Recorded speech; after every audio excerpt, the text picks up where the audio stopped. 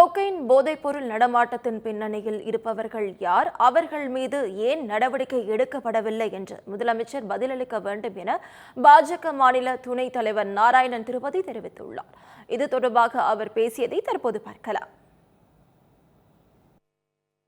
அடுத்த தலைமுறையை சீரழிக்கும் இந்த கொக்கைன் விவகாரத்தில் இதுவரையிலும் கொக்கைனை உட்கொண்டவர்கள் மீது கடும் நடவடிக்கை எடுக்கப்பட வேண்டும், அதுல மாற்று கருத்து இல்லை. ஆனால் அதனுடைய பின்னணியில் இருப்பவர்கள் யார், ஏன் இன்னும் உரிய நடவடிக்கை, விரைவான நடவடிக்கை ஏன் எடுக்கப்படவில்லை என்பதற்கான கேள்விகளுக்கு முதலமைச்சர் திரு ஸ்டாலின் அவர்கள் பதில் சொல்ல வேண்டிய கடமை அவருக்கு இருக்கிறது என்பதை நாம் புரிந்து கொள்ள வேண்டும்.